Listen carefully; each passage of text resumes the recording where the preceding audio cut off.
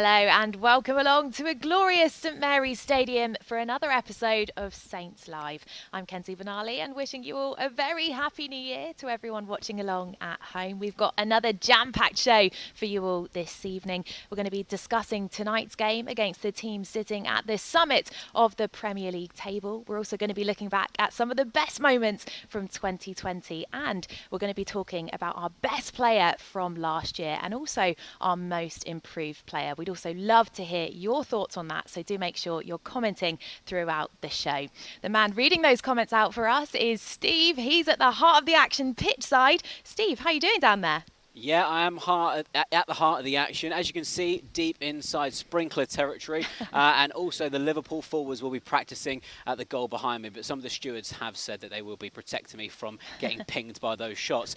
It is freezing as well. It's just 3 degrees down here. But two people joining us from the comfort of their warm and cosy homes are Dean Hammond and Adam Leitch. Gentlemen, how are you doing? Yeah, very well, Steve. Nice and warm, as you say. Yeah, and a happy new year to you. Very good. Yeah, very good. Thanks as well, Steve. And yeah, I hope you stay dry. Yeah, me too. So far, so good. Anyway, team news is in less than 15 minutes. Ralph has alluded to the fact that Alex McCarthy won't be in the squad tonight. He's tested positive for COVID. And he's also said there could be some other changes as well. This one's to both of you then. If, apart from the enforced changes tonight, are you expecting anything else to be different? Dean, let's come to you first. I'm not sure, to be honest, Steve. Depending on the enforced changes, depending what the manager's thinking, depending if he does make changes, whether they're injuries or form, or people just needed a rest or a change of potential shape, potential tactics, which I don't think will happen. The only one that I can really think of is potentially Armstrong coming back in for Gineppo, really. I think Armstrong coming back in will improve the team. It will make the team stronger personally. Obviously, he's signed a new contract, so he's here for the long term, and the manager has a lot of faith in him. So I think bringing him back in the team with his experience, the balance he gives the team, and that different dimension. I really like Armstrong. When he's on form, he just gives you something a little bit different, where he can just that little bit of creativity, where he finds a little bit of a cuter pass. He takes on a different type of cross or a different type of shot. So he would be the only change in my eyes. I know there'll be a false change with the goalkeeper, but apart from that, I don't think there'll be any other changes personally. And Adam, do you think Ralph may tinker with the squad that was up against West Ham?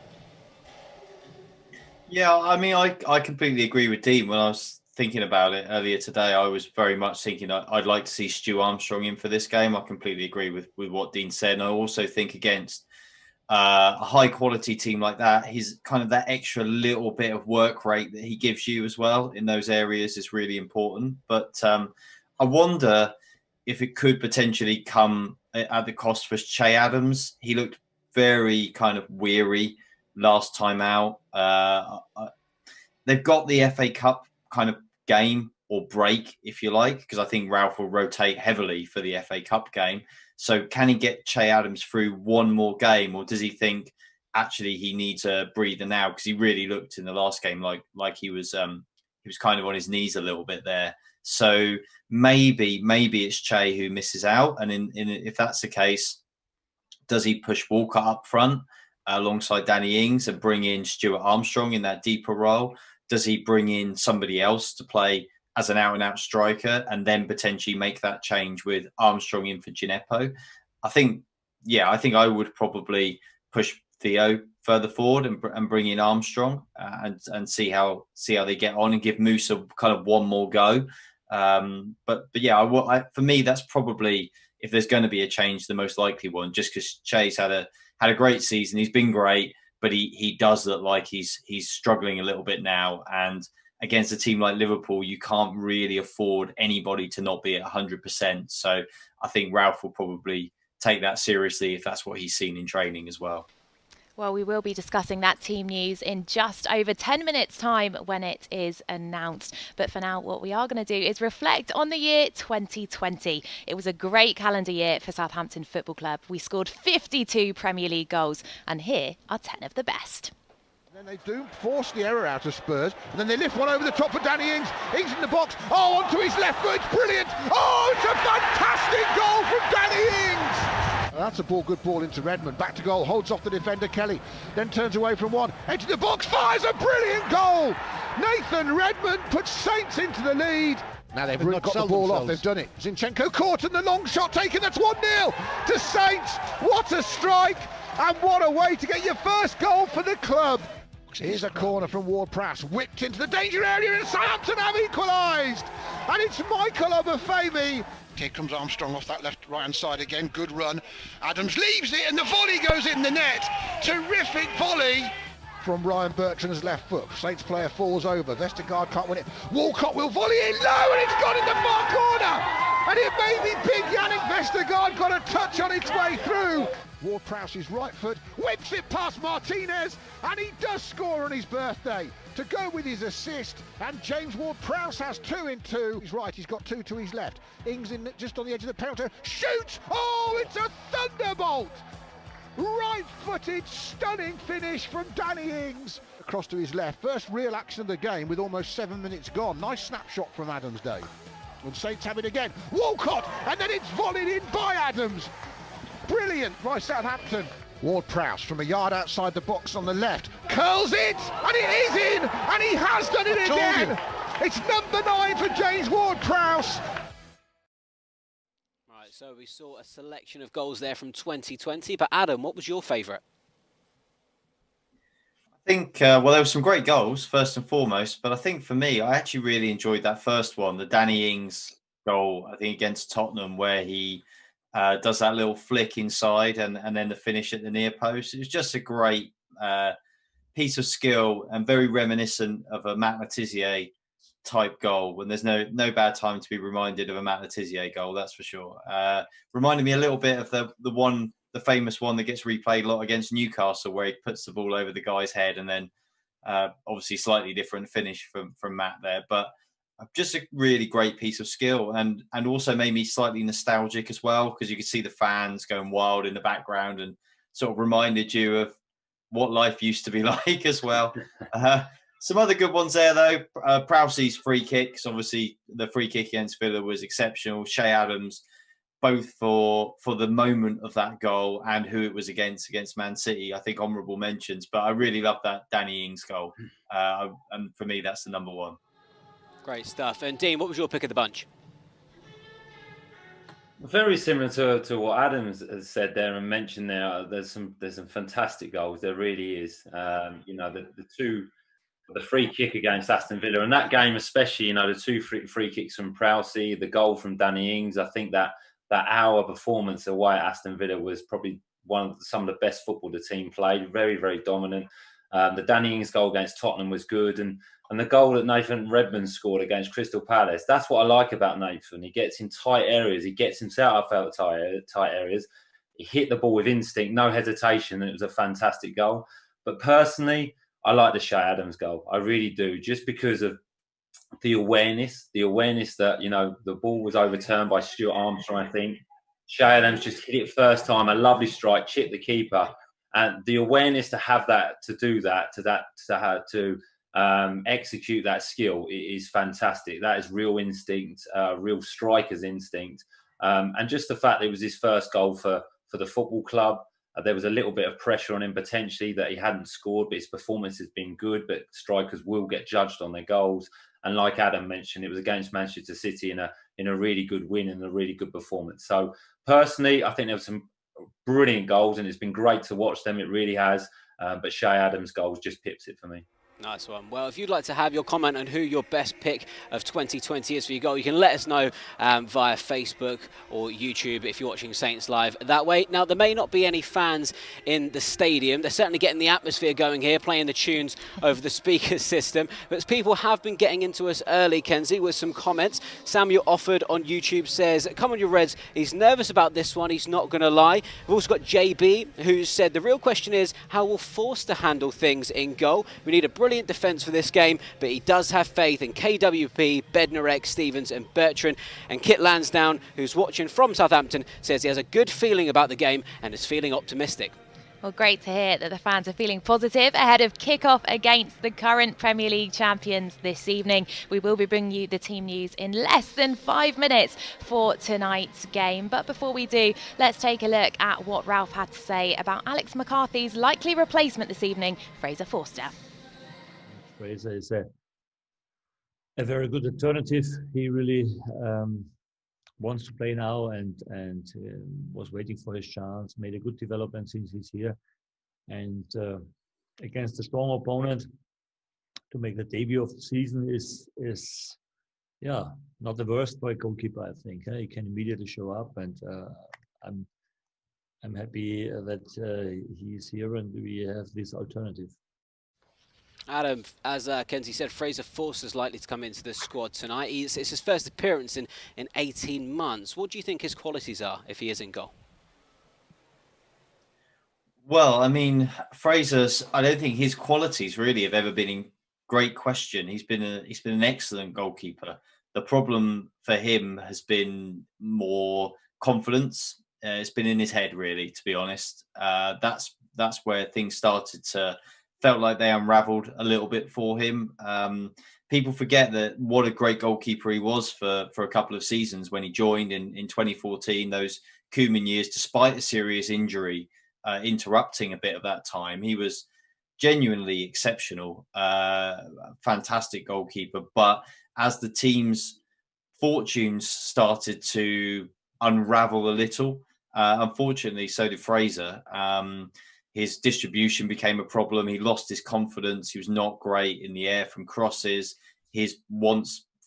Probably his greatest quality was his shot stopping, exceptional shot stopper. Even that started to wane a little bit in the face of the pressure he was under. And he was not the only one who really struggled. But of course, being a goalkeeper, your individual performances are much more under the microscope than somebody who maybe plays in defence or midfield. And yeah, it definitely got to him, and it all kind of came to a crescendo in 2017 on Boxing Day at Wembley, when Saints were absolutely abysmal and were stuffed by Tottenham, conceded 5.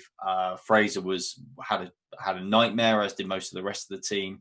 The fans really turned on him at that point, and he kind of got taken out for his own good, and then really hasn't been able to get back in. Ralph believes in him, though. He thinks he's a good goalkeeper. He sees in training all the time, from what I hear from people close to it, what a great goalkeeper Fraser is. But the question is, what can he do when he gets out on the pitch now? What is in his head?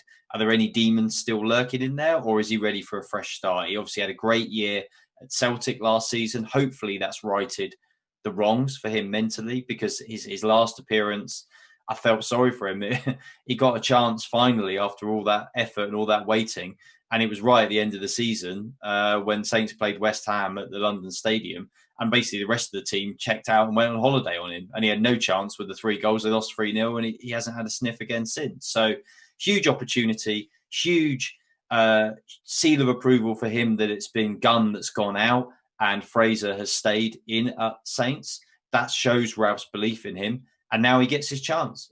He's got the shirt for a couple of games. He has to prove that he's worthy of keeping it. Dean, just briefly, because we do have just 1 minute until we bring you the team news. Of course, Fraser's qualities were never in doubt, as Adam said, but Alex McCarthy has been unbelievable between the sticks, and that undoubtedly breeds confidence in the defence. What impact do you think it will have on the team, bringing in a different keeper today?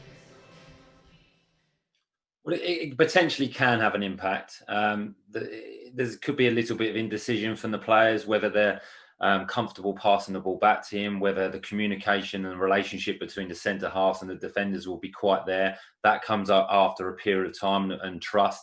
But the players will know him. He's been at the club a long time. He'll know the players. So I'm sure it'll be fine. Like Adam said, the manager has trust in him. But it can have an impact. You know, it's so important to have a good goalkeeper behind you, to trust your goalkeeper when he calls, when he makes decisions, that you trust his decisions and don't double check or question it. So it can have an impact, but he's a good goalkeeper. He's a top quality goalkeeper, and I'm sure he'll be fine tonight.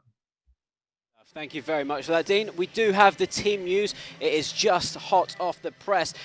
As we guessed, Fraser Forster does start in goal for Southampton. The back four is made up of Kyle Walker-Peters, Jack Stevens, Jan Bednarek and Ryan Bertrand. We also have a second start for Ibrahima Diallo. James Ward-Prowse, our captains, in there alongside him. We do have Stuart Armstrong, Musa Djenepo, Theo Walcott and Danny Ings making the front four. And on the subs bench, we've got Harry Lewis, Jake Vokins, Jan Valery, Kane Ramsey, Kegs Chalk, Will Smallbone, Nathan Teller, Dan and Lundaloo and Shane Long. So looking at who Ralph has picked, gentlemen, what are your initial thoughts on that? Adam, let's have you first. Yeah, well, I guess the thing that stands out is obviously Oriol Romeu isn't involved today. Diallo comes in. I would say that's a big chance for Diallo, but it's also a blow for Saints. Romeu has been such a great player this season, so consistent for them. And up front, kind of as I speculated before, obviously Che's been given a rest. He's pushed Theo up top and brought in Stuart Armstrong. So I think that's not a bad thing. I guess the only thing that you would highlight is when you look at the bench of Saints, you've got Shane Long there, and then you've got kind of a bunch of guys who basically Shane Long's almost old enough to be their dads. It's a very, very inexperienced bench, which is both exciting, of course, to see young players, but also it does highlight, there's the Ralph would have to really put a lot of faith in some of those younger players, and the Saints couldn't probably afford to get too far behind the 8 ball as the game rolls on and expect to be able to get it back. So yeah, good team, exciting team. And in Liverpool's team, Oxlade-Chamberlain, Firmino, Mane, Salah, you're up against real quality. So it's going to be a good test. But I think it's another positive team Ralph has sent out. It looks like they're going to play the right way against Liverpool, which is their way, and take the game to them. And I think that's their best chance of getting anything. Dean, as Adam said, Saints are up against some real quality tonight. We know there are some key players missing from the starting lineup, but what do you make of who Ralph's picked tonight?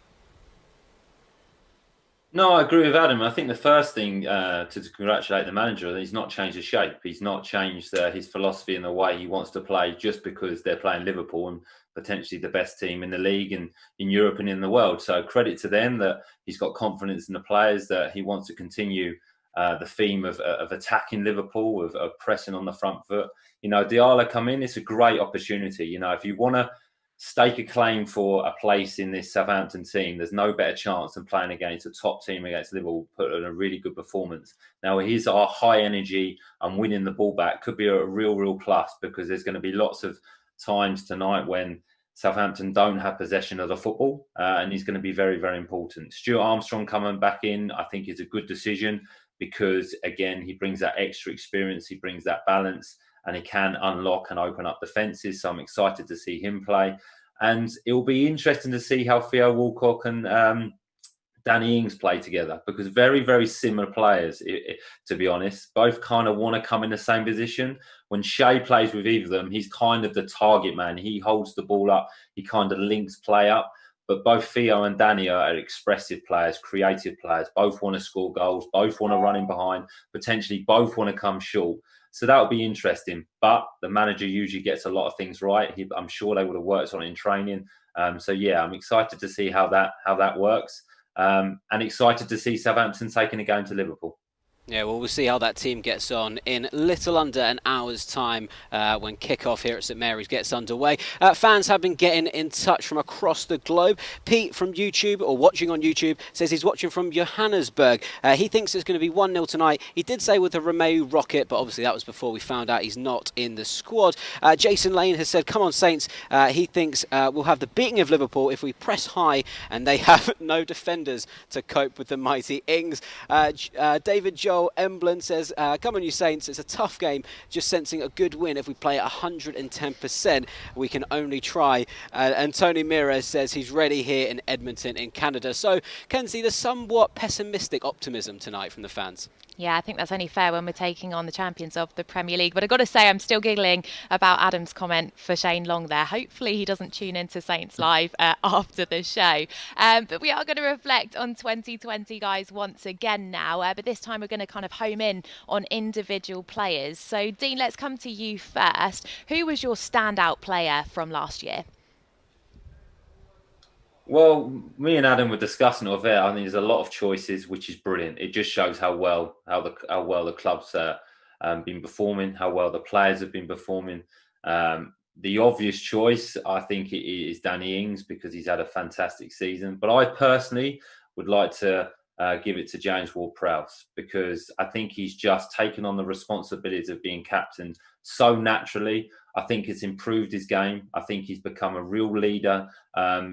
On and off the pitch, his performances have replicated that. You know, his free kick taking, converting his free kicks, into some spectacular goals has been great. And just his overall game has just been brilliant. And he's led the team, and he's turned into a top class player. I worked with James when he was younger, and you could see he had the ability. You could see he had the attitude. But he seems to be putting that both of them things together now, turning into a really top player. So I think he's been excellent. I think he's been really, really consistent in his performances. And what the manager's asked of him, he's changed about his game. He's become aggressive with the ball. He's become aggressive without the ball. So, yeah, I would personally go for James. Been phenomenal, hasn't he? And Adam, as Dean's just said there, it could have been one of a number of players, which really is testament to the side. But if you had to choose just one, who was your player of the year? Well, for me, Kenzie, I think it probably is Danny Ings. As Dean and you rightly said, there so many contenders, which is a great thing. I know in the past when I've run Player of the Season competitions when I was working at the Echo, we've had years of feast when you looked at it and you thought, wow, there's some great contenders, and you've had years when you think, wow, I don't think anybody's going to win this. Somebody's got to win it, but I don't know who. And this year has definitely been, if you look at 2020, one where you've got so many competitors. But for me, Danny, his goals obviously outstanding. I think 17 in the calendar year for Saints and one for England as well. Great stuff from Danny. Every team needs a talisman. Every team needs a goal scorer and kind of that leader you can rely on. And they're hard to find. They don't come along all the time. You often have periods of time where you're searching for them and you can't really get one. Danny's probably the most natural person in that role that we've seen at the club since Ricky Lambert, who was obviously a fantastic leader for the team in terms of scoring goals. And Danny's kind of added all that. He's improved a lot as well. I think he's a better player, and partly because he's actually been able to play more, I suppose, because of his fitness, but also I think he's relished the role that Ralph has given him in the team. He's relished being a leader for the team. It's probably the first time in quite a few years, maybe ever, that he's kind of been trusted as a more experienced player, a guy to actually help drive the team in different directions on and off the field. And he's really thrived. He's smiling all the time. He's loving it. And his performances are great. He looks like he could potentially go to the Euros with England next year if he carries on the form he's on. And it's been a joy to watch him. Well, those were your best players of 2020, but obviously last year was a year that saw Saints improve hugely on the field. Who do you think out of the contenders would be your most improved player, Adam? So for me, I'm going for Yannick Vestergaard. I have gone from, frankly, being very unconvinced that he was good enough for the level that Saints aspire to feeling like he's one of the first names on the team sheet. I don't think I'm probably alone in that. When he came in, and even after he settled for a while, he always looked so cumbersome. Almost like his body was he was a huge presence, but like his body was too big for him to be able to kind of coordinate. Teams would target him, they get around him, beat him on the ground quite easily, and he wasn't able really to, even given his size, to have a dramatic impact from set pieces and things like that, where you had assumed he would have thrived, particularly with Prowse's delivery. Now you see a different player. He's so confident. He's commanding. He's dangerous in the attacking box. He's a great presence when you're defending your own area as well. He's good on the ball. I don't think there's ever been a doubt about his quality on the ball, but he's really grown in confidence. Those trademark now, sort of left-footed diagonal balls from his left centre-half position over into the right wing to where often Walker-Peters is trying to break forward, have become a real feature of Saints' game and their attacking play, and they build a lot around his ability to do that. He can carry the ball out of defence. And I think sometimes it's great to see, and sometimes you have to hold your hands up and say, I was wrong about this player, and they've proved me wrong. And that's a really good thing, because that's what you want people to do. You want them to rise to the challenge and to really prove themselves. And I think Yannick has really done that for me in the last year. And Dean, which Saint has made the biggest leaps and bounds for you?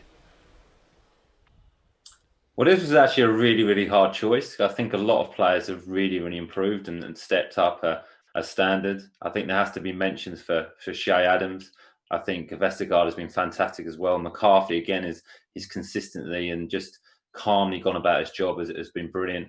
But personally, it's going to sound biased. I'm going for two midfield players here. But Oriol Romero, I think, has been fantastic. He really has. I think he's just so reliable in that position. I think everything goes through him. He makes the team tick. You know, you can give him the ball in any position on the pitch. You know, he'll be able to protect the ball. He's strong enough. He breaks play up. He holds a shape. He really understands the formation. He understands the position really, really well. And I think, you know, Saints' improvement has come with him becoming a regular player within the team. You know, he's been in and out, but this season, and when we came back from lockdown, he's been fantastic. He really, really has. And, you know, Pep Guardiola mentioned, you know, in an interview that he thinks he's the best midfield player in that position in the Premier League. You know, and you can't get a higher compliment than that. So I think he's been brilliant. I love watching him play. He's all action, but he switches. He goes all action when he gets after the ball, makes some mistakes, makes tackles. But when he's on the ball, he's so calm, he's so collected, and he makes really, really intelligent passes. And I love watching him play. So I would go for Oriol personally. Yeah, they've all made fantastic improvements, but also the side as a whole have come on leaps and bounds, as you just alluded to there, Dean. An impressive stat here is only 4 teams have got more points than Southampton in 2020. That's Liverpool, Manchester City, Manchester United and Chelsea. Just how impressive is that? Well, it's fantastic. It really, really is. You know, the amount of points that the team has picked up in 2020 has been great compared to what's happened. You know, we go back to the Leicester defeat and the way it's changed and the faith that was given to the manager that was then, okay, they were going to develop the squad, go and really implement what you want to achieve at the football club. Then we had the confusion of lockdown.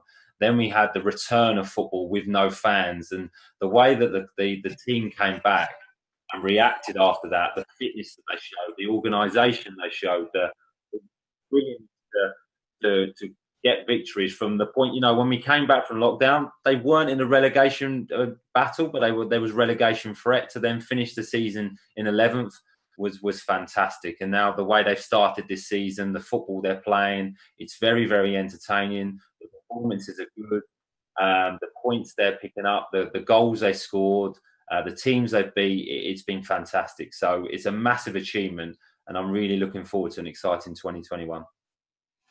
Are excited about tonight's game. As we can see, the Southampton goalkeepers, including Fraser Forster, who starts tonight, are warming up over there. Fans are getting in touch in their droves. We've actually got one here from Dan Jacobs on Facebook who says it's a banging team tonight and he hopes Forster has a good game.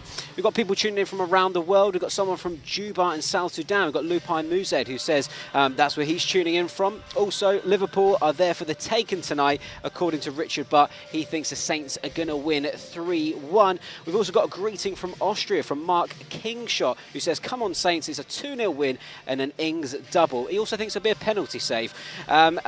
Loads of people getting in touch of their players of 2020. Abdullah Wayhead says Alex McCarthy's his player. Again, Lupai Muzed says his is the skipper, James Ward-Prowse. And we've got a great comment here from Saint194 watching on YouTube, who says he's watching from a PO postcode, so the neighbours will definitely hear if Southampton win tonight.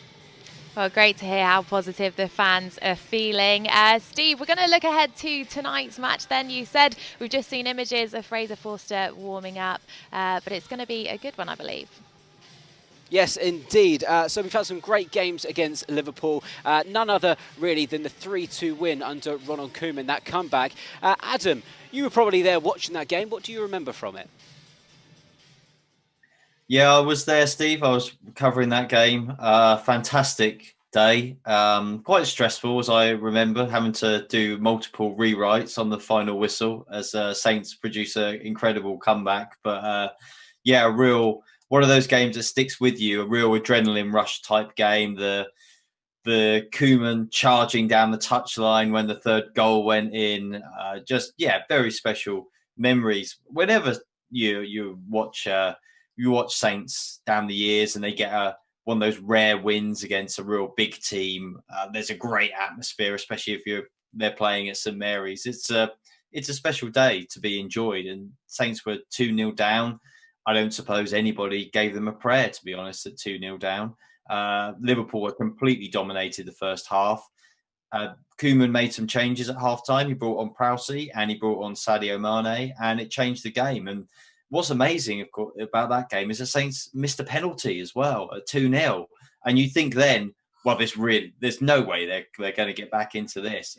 And just extraordinary play. And one of those days when Mane, as I said, an impact at half-time coming on, was just on it. And when Sadio's on it, he's almost unplayable.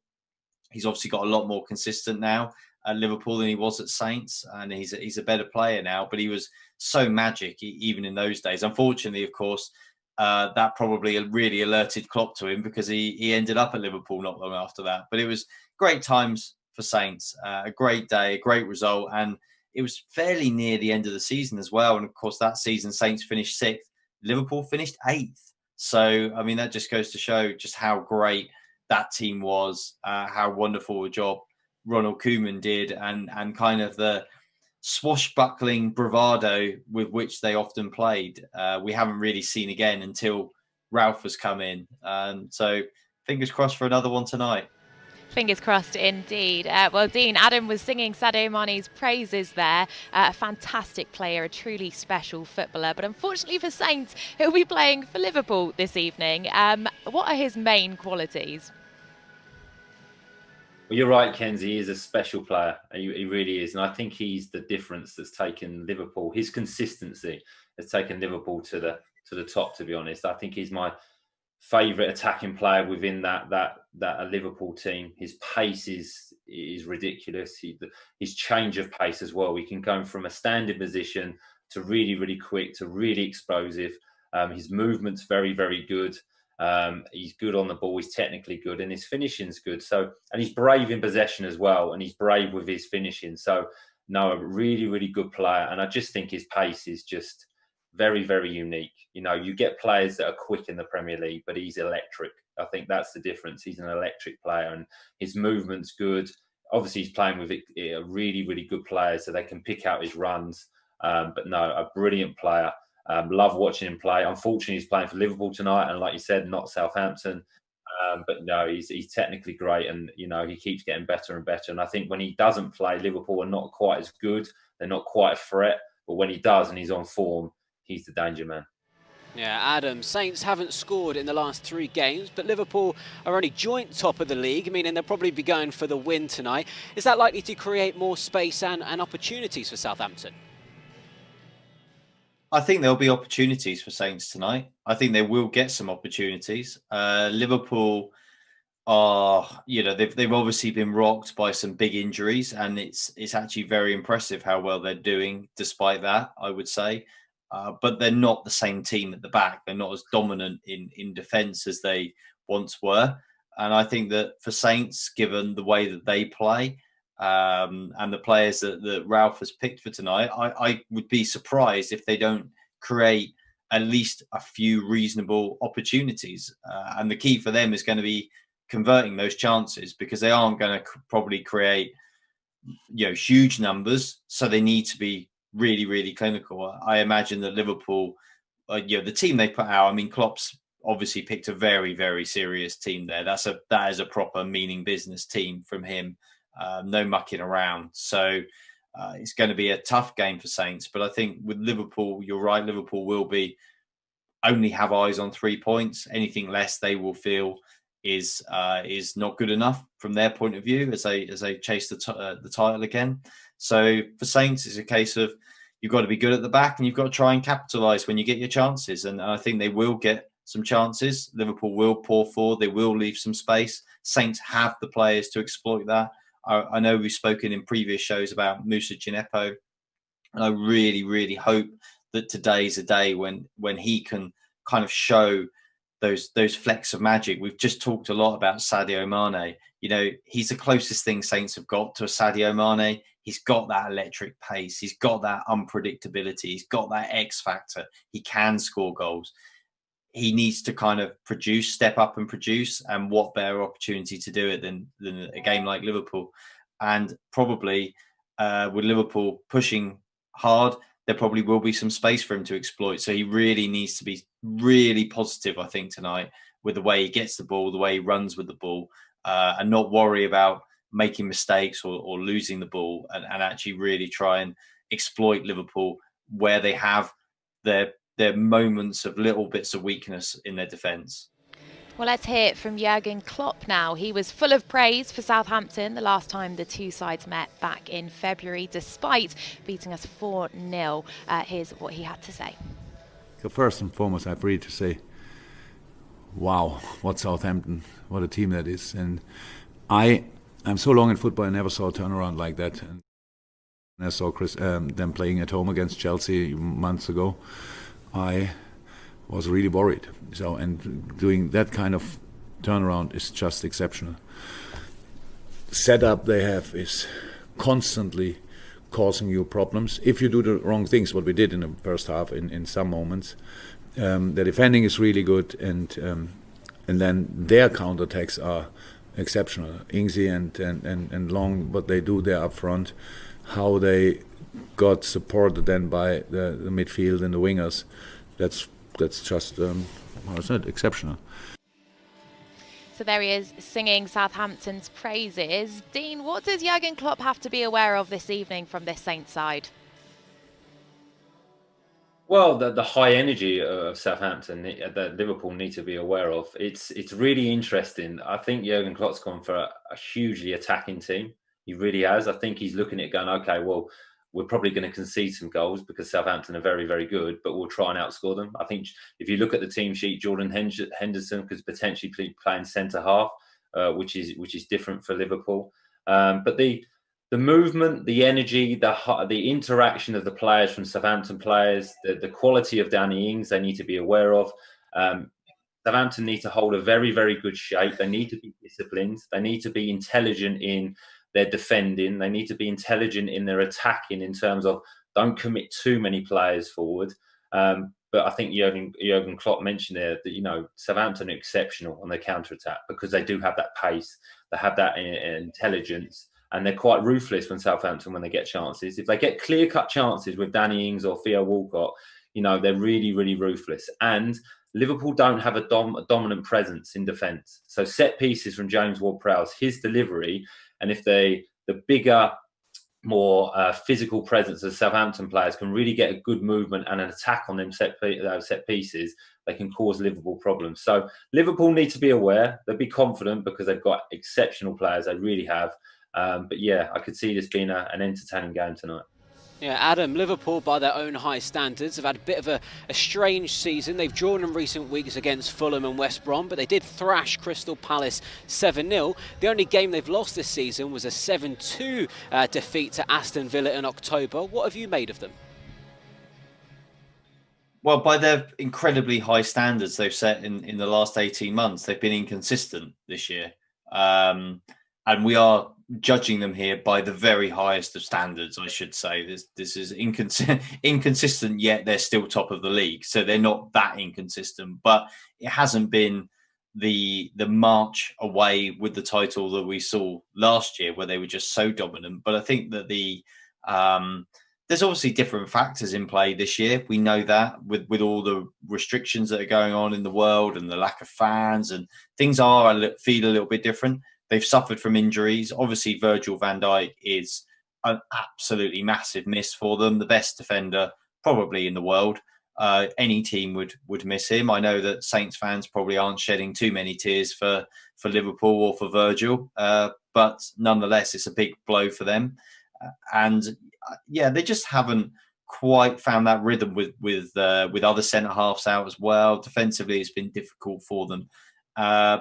In a way, you have to admire the fact that despite that, they've kind of battled on. They obviously have a lot of resources and a lot of quality in their squad, but they still have kind of kept up the momentum to stay top. But I think the results prove that you can't be quite sure, and you've got a chance.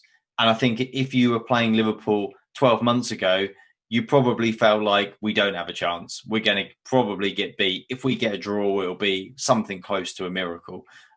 Whereas now, I think teams go into games thinking, you know what? If they don't play 100%, we can get something. There's no reason we can't win. I'm not saying teams think they're going to score 7 goals against them like Aston Villa, but I think teams believe there is something on offer there this season that they didn't have last season, that mystique that they carried last season, where I think, and you see it in all sports when there's somebody or a team that's really dominant, a lot of other teams or players, they're kind of almost beaten before they step on the pitch because they're in their minds, they don't think they can win or get anything. That was Liverpool last season. That is not Liverpool this season. So I think that teams have that extra little bit of confidence to try and get at Liverpool to see if there's anything in the game for them. Saints won't be defensive. They're not going to sit back and try and grind out either a 0-0 or kind of just hope to catch them on the counter-attack. They are going to try and score some goals tonight. And I think that gives them their best possible chance. And I think that they'll step onto the pitch feeling like they have a chance to get something from this game. And that's crucial for them. Okay, so Adam, you're saying there could be something on offer in tonight's match. But let's put you on the spot. What's your score prediction?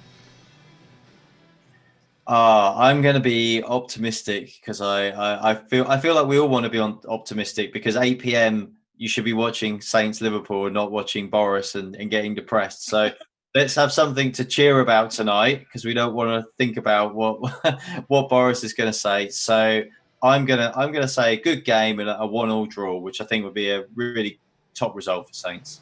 I love that answer. Couldn't agree more. That would be wonderful. Dean, you said you're hoping for an entertaining match tonight, but what's your score prediction?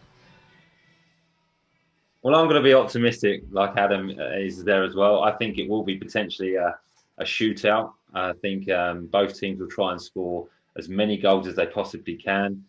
Some exceptional attacking players on the pitch, so it will be entertaining. It will be very open. You know, Liverpool got 2 central midfield players playing centre half, so if I was Danny Ings or Theo Walcott, I think I'm going to get opportunities.